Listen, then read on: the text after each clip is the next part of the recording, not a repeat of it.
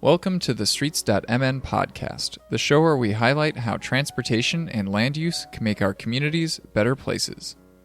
Coming to you from beautiful uptown Minneapolis, Minnesota, I am your host, Ian R. Buck. Listeners will probably remember the episode that we produced last May highlighting the Minneapolis Cargo Bike Library, which was brand new at the time. With the new year comes some pretty massive changes, namely expanding to become the Minnesota Cargo Bike Library. Producer Stina Neel sat down with Laura Mitchell to get all the details. Hi, Laura. Hello. Would you like to introduce yourself for folks who may not know? I'm Laura Mitchell, and I run the Minnesota Cargo Bike Library.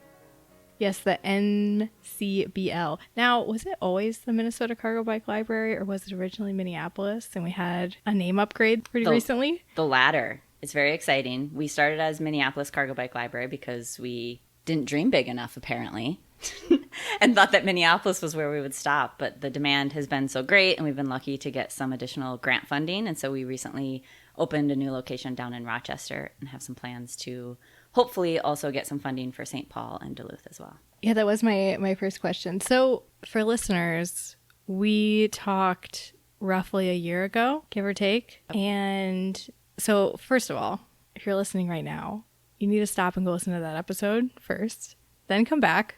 Or you can be pleasantly surprised if you think you know everything about the Cargo Bike Library so far. But tell us, what are some general updates? What's happened in the last year?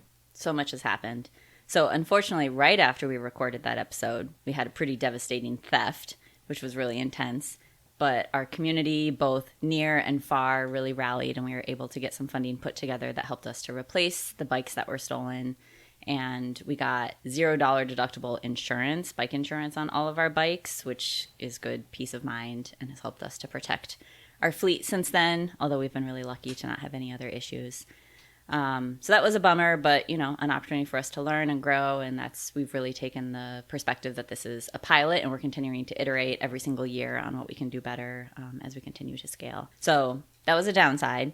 Plus side is we've continued to get a ton of support from individuals, from bike shops, from bike brands, and we grew our fleet from 3 at the beginning of April last year to this year when we opened, we had 15 bikes. So 2 of those bikes went down to Rochester, and then the rest are up here in Minneapolis. We got a grant from the Minneapolis Foundation to help us open 2 more Minneapolis locations, which are still in the works. Things got a little bit delayed with Operation Metro Surge and our attention getting pulled into more important things over the winter.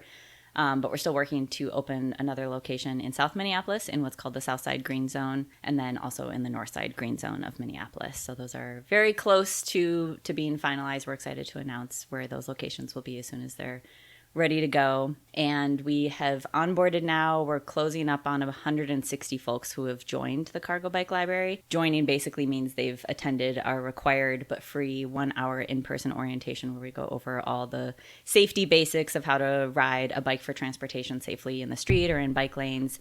We go over helmet fit, locking up a bike, all the things that they need to know to have a successful borrow of one of our cargo bikes. We've also had a number of folks go on to purchase their own cargo bikes and e-bikes, which has been really cool to see as well, and just so many great stories of how folks are using these bikes while they're out and about.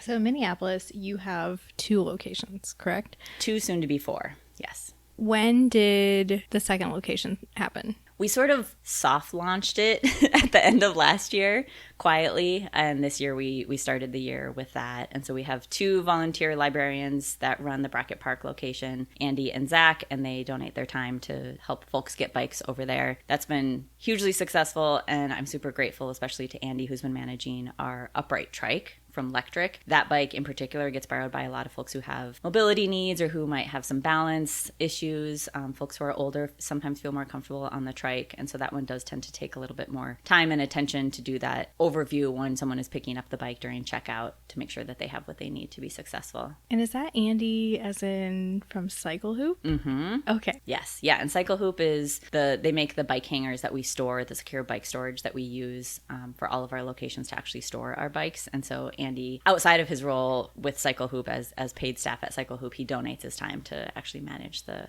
library location. He also has been a really great spokesperson to help share the idea of cargo bike libraries around the country. He had a meeting with some folks in Chicago, and it sounds like that might be in the works. Since we opened last year, we've also had some friends open a cargo bike library in Washington, D.C., in Tempe, Arizona, and some other locations are in the works. And so it's been really cool to see things catch on. Oh, that's fantastic.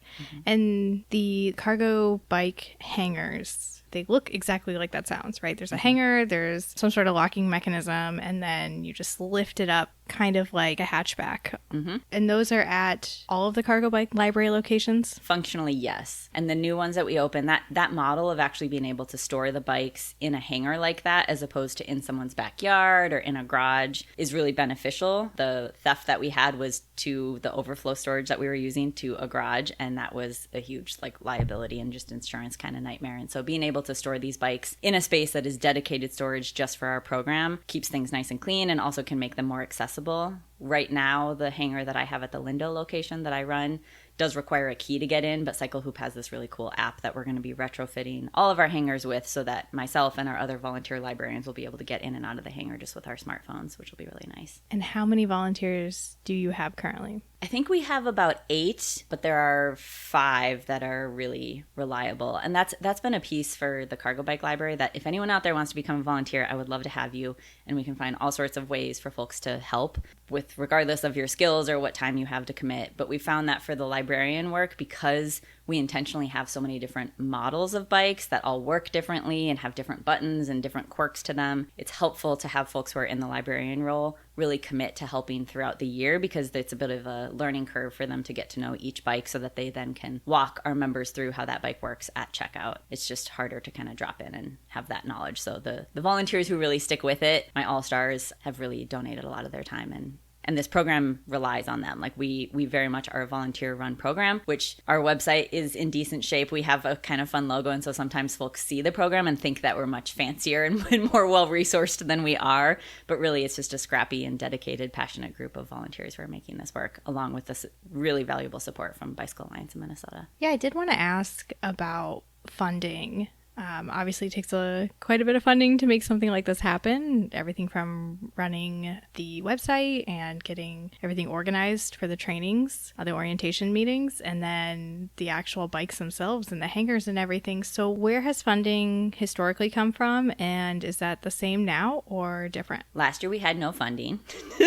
So Bicycle Alliance in Minnesota they had purchased a number of bikes for another program that they run that's really cool, called the e-bike commuter program.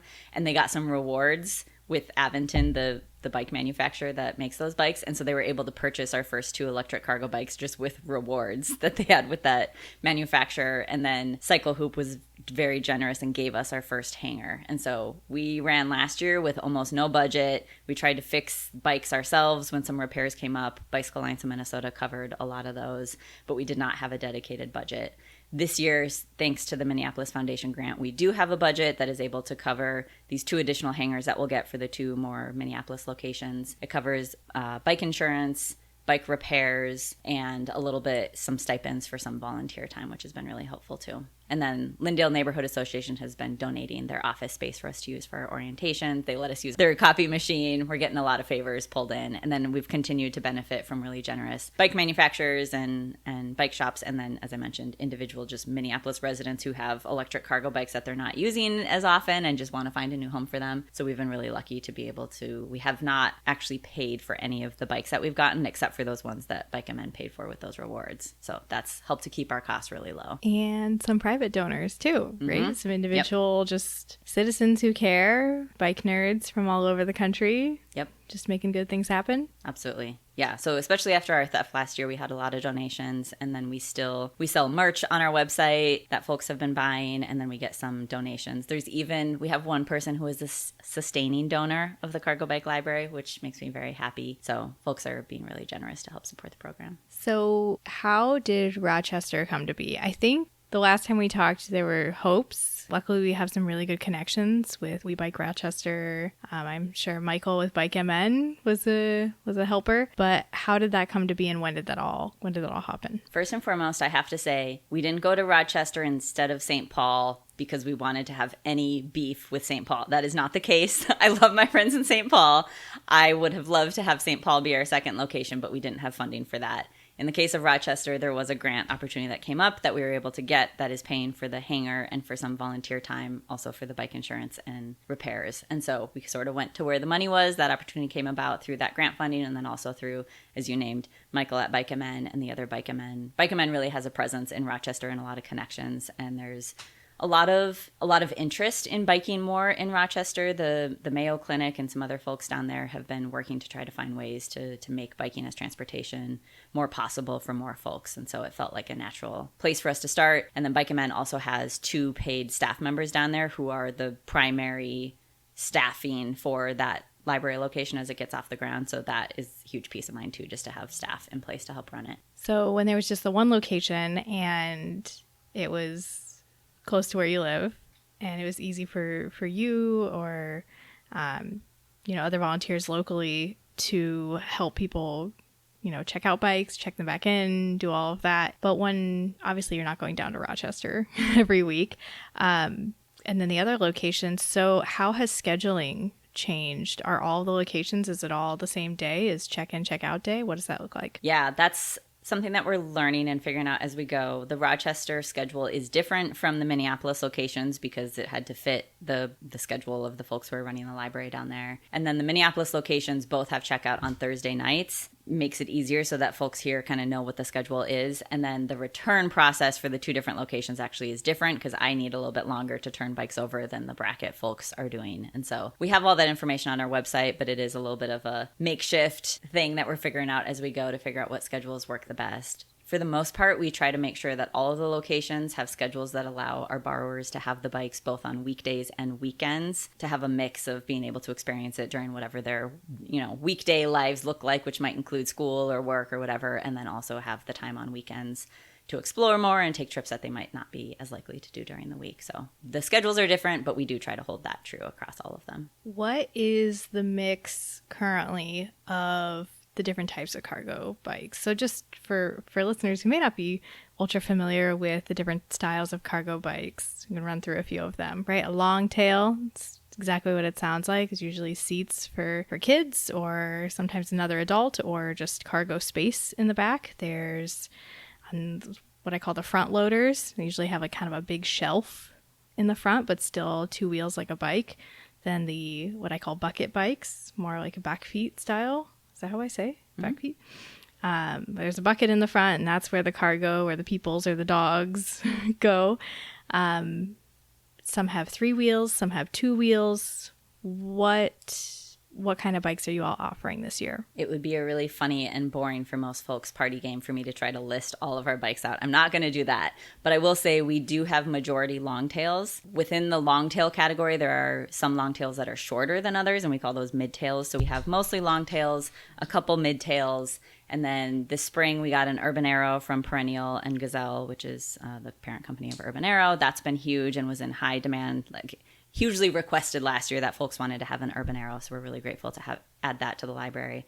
And then we also have continued with our bunch bike, which is that trike format with the big bucket in the front and 3 wheels. The front loaders, interestingly enough, last year our longtails were by far the most popular. And then once we got the bunch bike added to the fleet, it was booked solidly the rest of the year, but the longtails were continuing to get a lot of bookings. This year, the front loaders, both the Urban Arrow and the bunch bike, have been by far the most in demand. And sometimes we've had a few weeks here and there where a longtail has just sat and not been borrowed, which is kind of shocking to me. Obviously, I don't know all the reasons behind that, people's schedules and, whatever else. But I do think there's some interesting shift potentially happening, at least with the folks who are part of the cargo bike library, where I think in the past when cargo bikes were a little bit more novel and new and people didn't know about them, the cost of a front loader, which can be substantially more than a long tail, sometimes 3 to 4 times more expensive or more, folks were turned off by that price and didn't necessarily see the value in spending $6,000 plus on a cargo bike.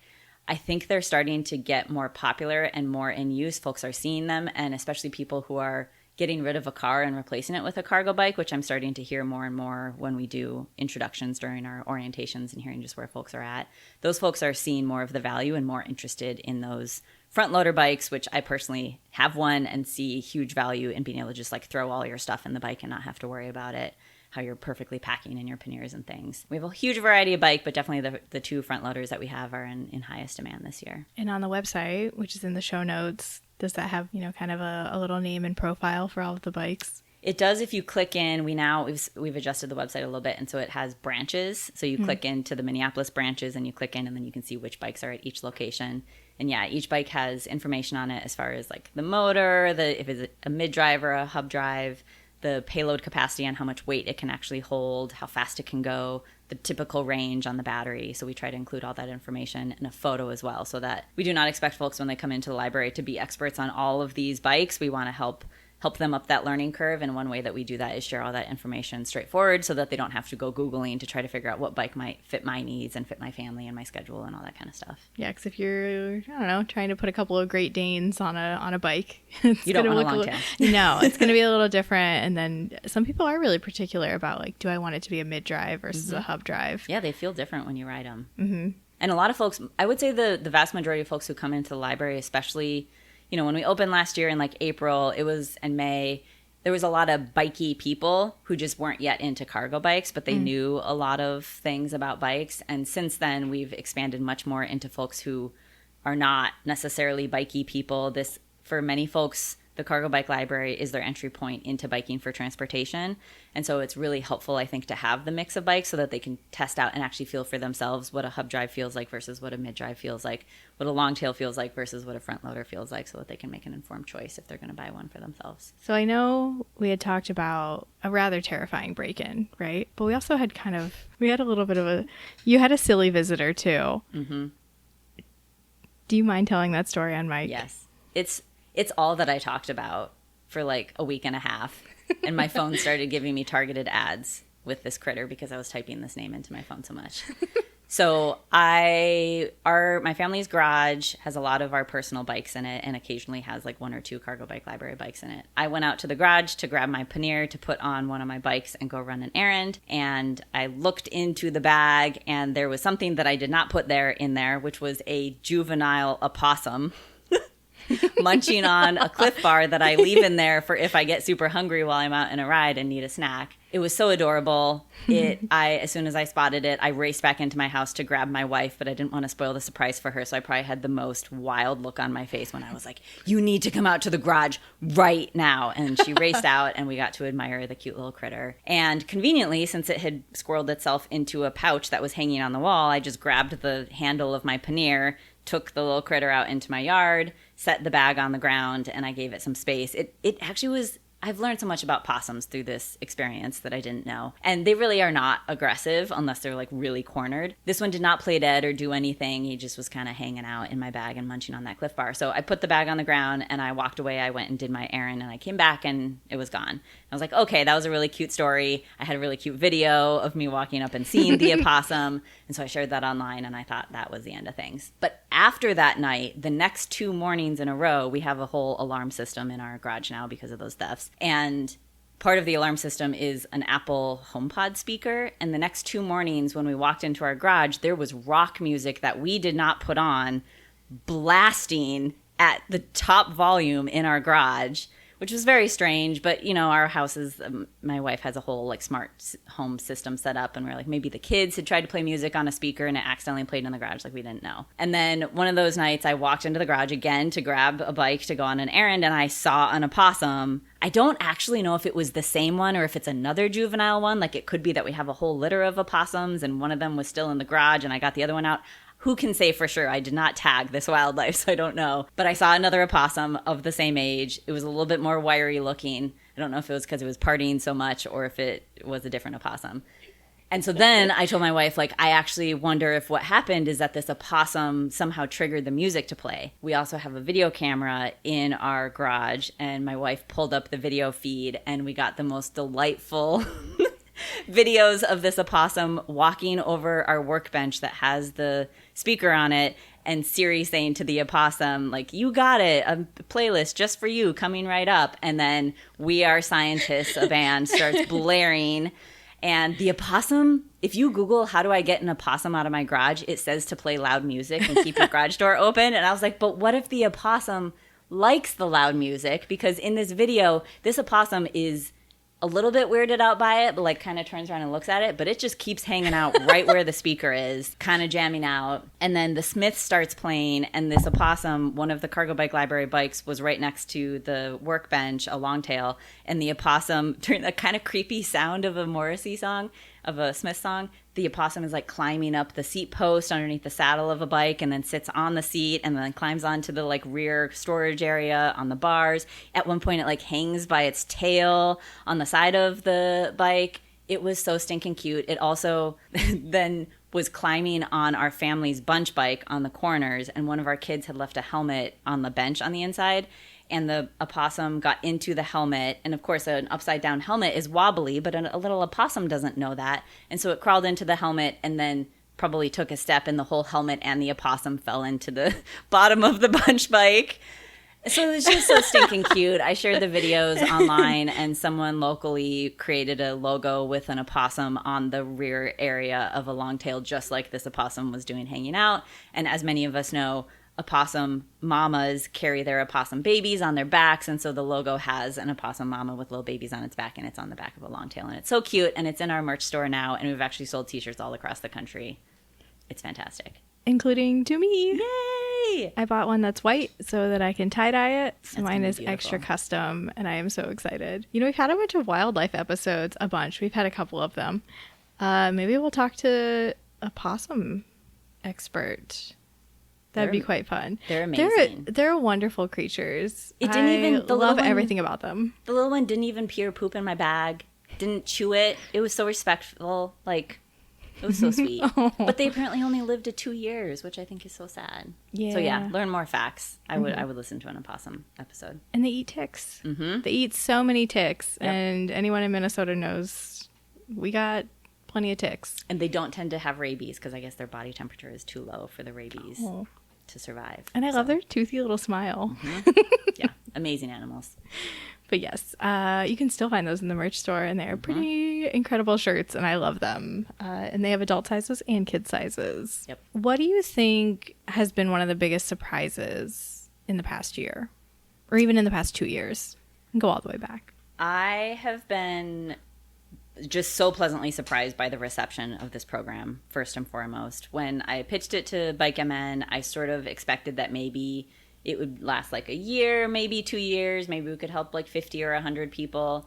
But the reality is that I don't know if we ever will meet demand. The demand is clearly so high that I now am very much in a position where I want to scale and grow this program as much as we can. But I also think we need to have additional ways for folks to access bikes like this. Like if Minneapolis, for example, does get Nice Ride or another bike share back in place, it would be incredible for us to have cargo bikes as a component of that.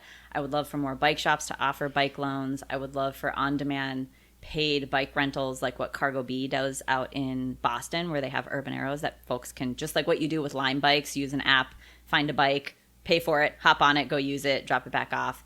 I think we need way, way, way more access to cargo bikes from lots of different vantage points. However, from the Cargo Bike Library, I've been really impressed at how much we've been able to grow the program. I never anticipated that it'd be beyond just Lindale for our first location. I didn't think that we'd have multiple locations. I certainly never imagined that we would go into other cities across the state. So that's been really fantastic. I also did not anticipate or predict how many folks would have their entry point into e-bikes generally be through the Cargo Bike Library. Actually, in the last week, we had 2 borrowers who borrowed very big electric cargo bikes. That was their first time using an e-bike, period.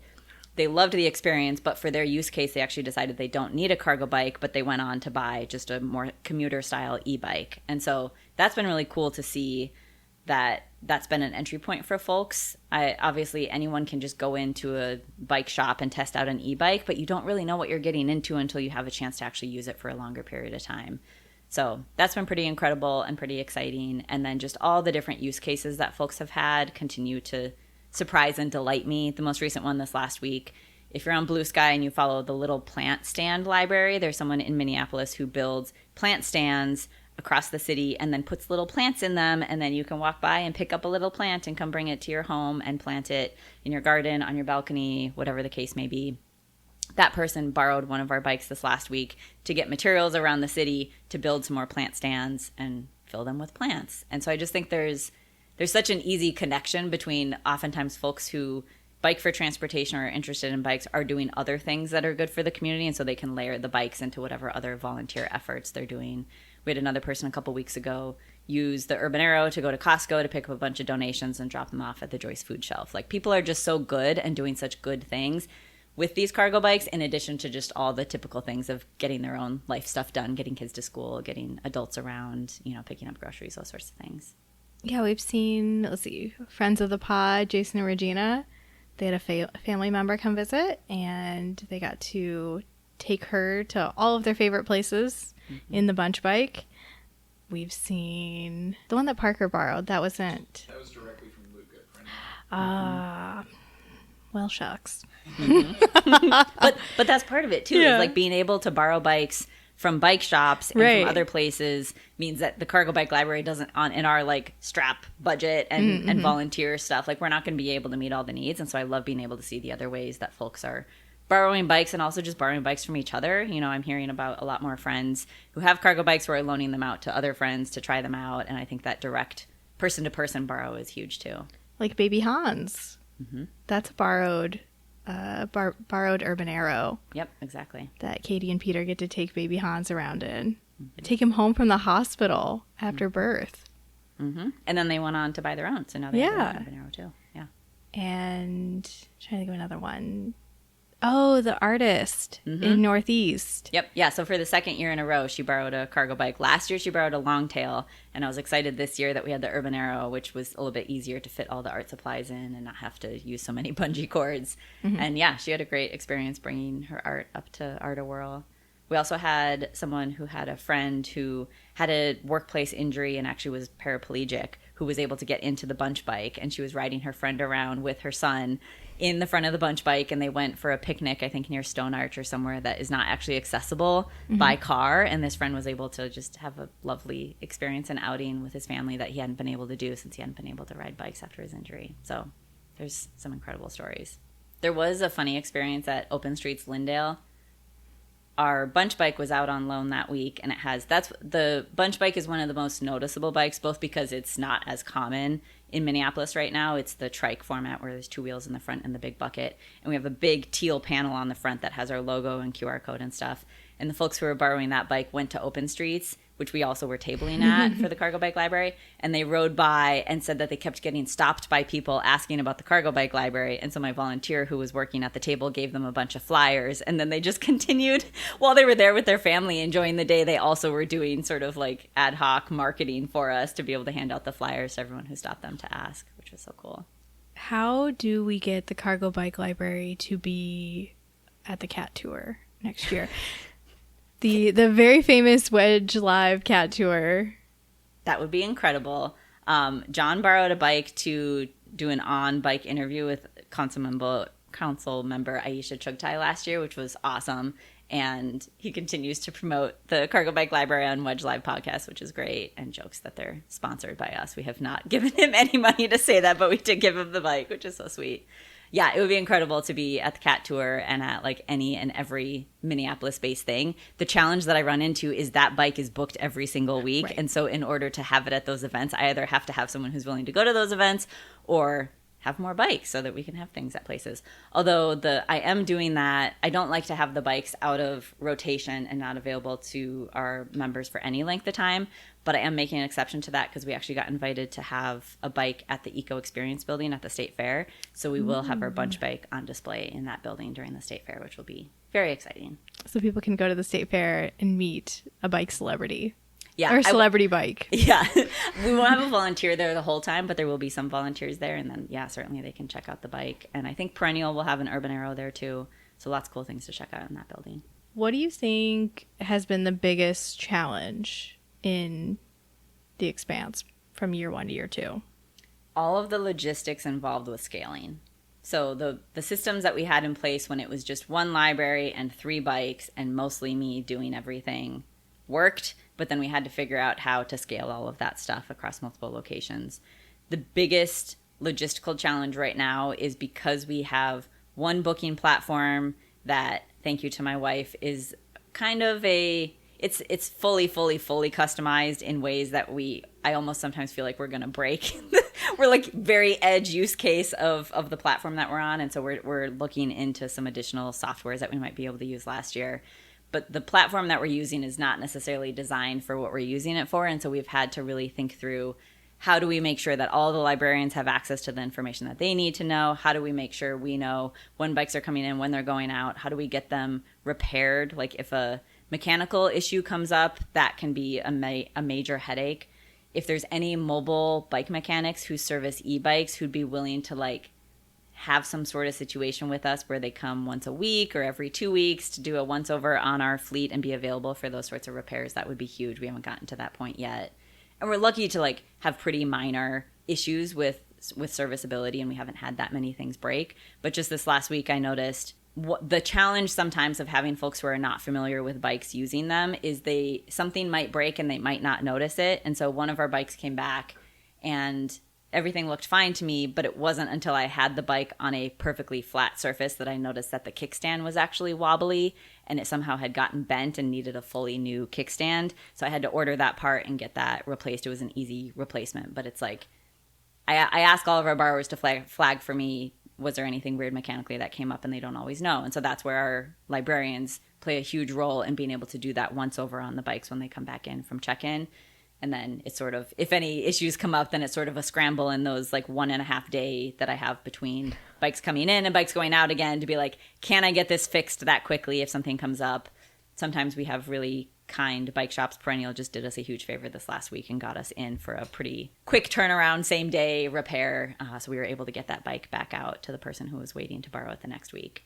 So that's been a little bit of a challenge. I think just ongoing logistics as we continue to scale, we'll have to figure out. It's sort of like the franchise approach, like what's going to be the same at the locations and what's going to be different, and how do we decide what those things are is going to be a challenge moving forward. Also continuing to get funding, like our Minneapolis Foundation grant only goes through the end of this year. We don't technically have funding to run the program next year, and so we have some applications out and are hoping to hear back. But if we don't have funding, I don't know how much we could do the program, because again, we have really generous volunteers who are volunteering their time, but there are true monetary costs of this program. So if anyone knows of additional grants, if anyone wants to donate, that we really, really stretch those resources incredibly far for this program. That reminds me to talk to you after this. My coworker had some thoughts that I have to look up. Amazing. He said. So I think he knows some grants locally with county and state funding that might be. And maybe you already know about them. I don't know. Well, and that's actually been a huge benefit. Like if anyone is listening and doesn't live, if anyone's listening and doesn't live in Minnesota and wants to do something like this is not proprietary stuff. You can go start your own library whenever you want to and however you want to.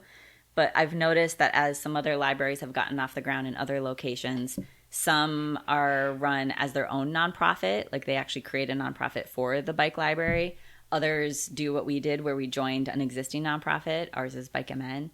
And in our case, there's, pros and cons and challenges and benefits to each of them. But I think in our case, we've really benefited from having Bike MN because they are a long-standing organization that's been around for like 17 years or whatever. They are well trusted in this space. They know a lot about the grants that are available, and they're able to apply for those and have the respect, I think, throughout the process. They're a known entity to a lot of these grant makers. And so I'm hoping that we have a really, really big ask out that if we get it would be St. Paul and Duluth. We should hear back on that in August. I'm hoping that the fact that it's Bike MN applying for it on behalf of Minnesota Cargo Bike Library, that might give us a little bit of an advantage, but we'll see. Oh, that'd be pretty incredible. Yeah. St. Paul and Duluth. Yeah, my last question was what's next? So what's next is Duluth, possible. St. Paul, possible. And then securing funding for next year. Dream case, if we got enough funding together, I would love to have enough money to pay someone at least a partial position, half-time or something to run this. As we grow, it has taken up the admin side of things is just a lot more of a beast with the program. And so it would be huge for sustainability and to prevent burnout to be able to actually pay someone a decent wage to do this work. And I think that would set us up well to then be able to scale better because we'd have someone really, really focused on this work. So continuing to get the grant funding, continuing to expand, continuing to refine our process. This year we have a member survey that we send to everyone after each time they borrow a bike, and that's been incredibly helpful to collect the data on how are they using the bikes? What are they finding helpful? How many trips are they taking? Because we're just collecting the mileage from the odometers that the bikes already have built into them. And I think that data, we collected that data last year in a slightly different way. I think it's going to be more comprehensive the way that we're collecting it this year. And I'm hopeful that that will set us up to not only be able to qualify for more grants and show that this program really is making an impact, but help to inspire other places, municipalities, counties, anyone who can take this kind of work on. Hopkins actually has been looking at starting their own bike library, e-bike library. So I hope to both improve our own systems and serve more folks, but also inspire others. We really want to put together sort of like a playbook that we'd be able to offer to folks who are interested in doing this in their own area, to be able to share the hundreds of lessons learned that we have from the last year and a half. So that would be my hope, is just to continue to grow and inspire and support others to do the same. Excellent. Yeah, there's something special about Minnesotans where, like, we're not gatekeepers. That's something huge that I learned here, is that everyone shares knowledge and experience because they're like, well, things are wonderful here. I want everyone to have the wonderful experience we have here. Mm-hmm. And I think you and the Cargo Bike Library are especially, like, pretty shining stars of that. So, yeah. And I'm really grateful. The NACTO conference was obviously here in May, and I did find that conference itself, the organizers, to be a little bit gatekeepy, but then our city staff opened those gates because they wanted us to be featured, and so they found ways that the Cargo Bike Library could be a part of NACTO for some of the field trips and things that they were taking. So that was really exciting to be able to talk to folks who were from all over the country visiting Minneapolis, and we got a lot of really positive reception from the attendees of the conference when we were having those conversations. And then this fall, we're going to be having the Safe Routes to School conference is in Minneapolis in October. And I actually have, sort of separate from the Cargo Bike Library, I submitted a proposal on the overlap between Safe Routes to School work and mutual aid, because I saw at my kids' school, where I ran a Safe Routes to School grant last year, that the same parents and families who had been involved in that work were the foundation for us to grow the mutual aid work. And so I'm excited to talk about sort of that crossover, and then, continue to pollinate the idea of cargo bike libraries and bikes, and just the overlap between doing good work in community and using bikes for social change. So a question that Ian brought up is, what is the possibility of things like trailers, right? Like, I have a Burley trailer. Ian has a flatbed trailer. Our friends Katie Jones and Peter Schmidt have a really long, like, hardcore trailer. That thing can hold like several adults, or a whole bunch of computer monitors for a teacher teaching a special summer class. So any thoughts on that, either for us or for other cities or folks who want to get a similar program? Yes. I think for the Cargo Bike Library to take that on, the biggest logistical hurdle would be storage for things like that. We're already really tight on storage for bikes, that we would need to have access to a place where things like that could be stored.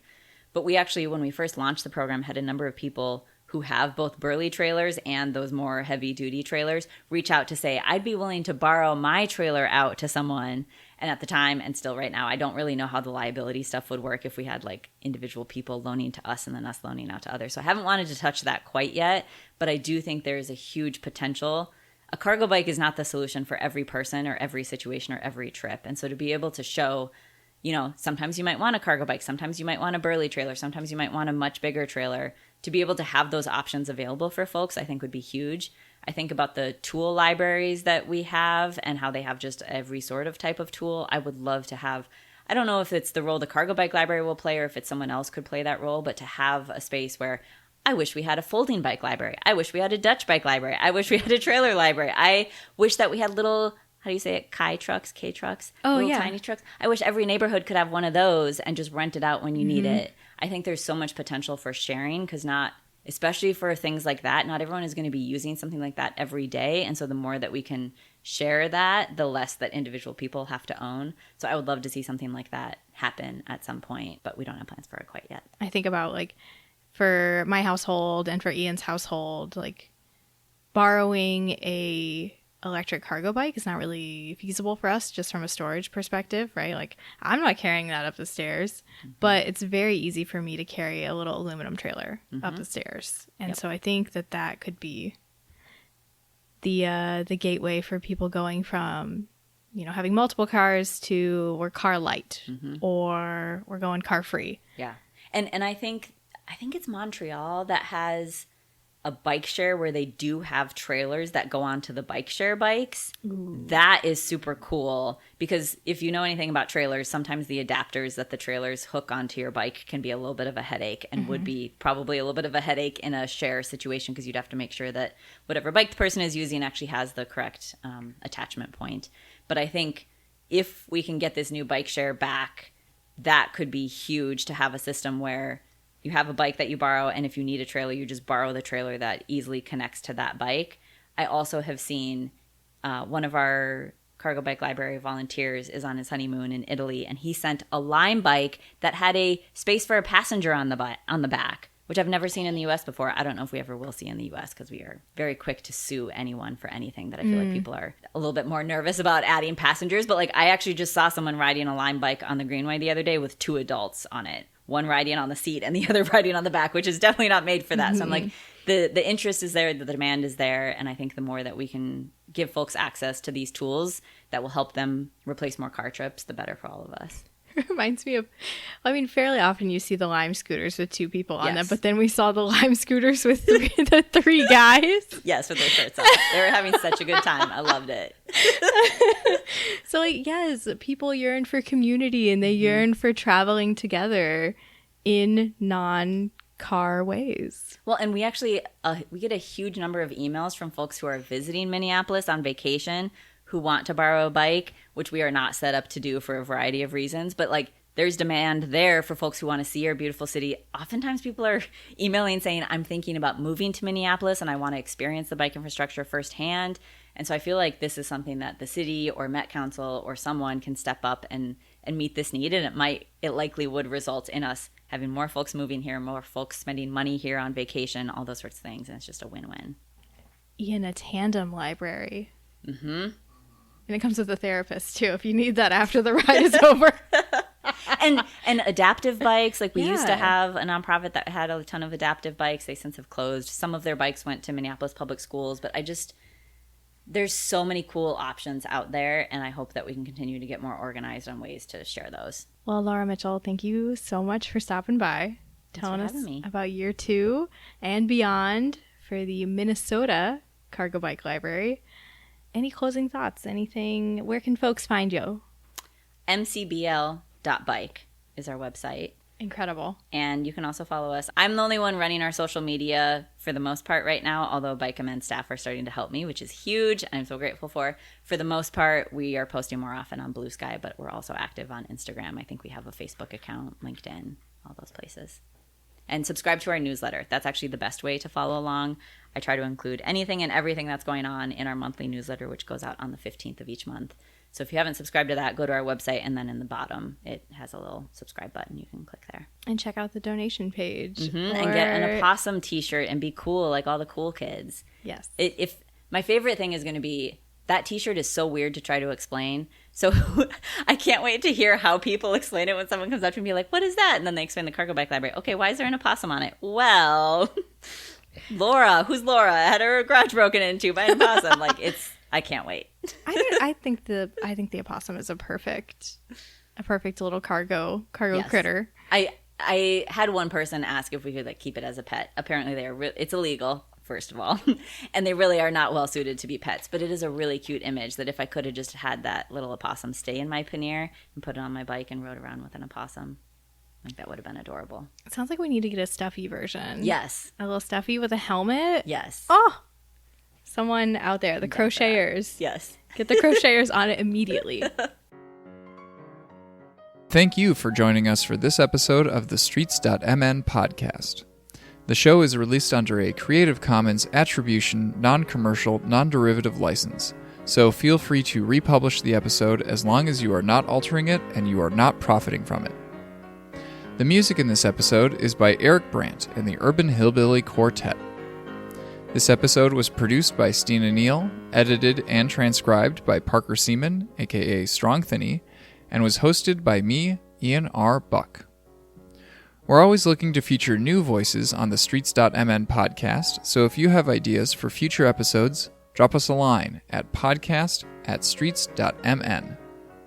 Streets.mn is a community publication and relies on contributions from audience members like you.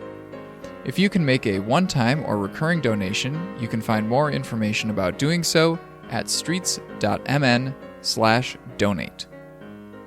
Find other listeners and discuss this episode on your favorite social media platform using the hashtag StreetsMNPodcast. Until next time, take care.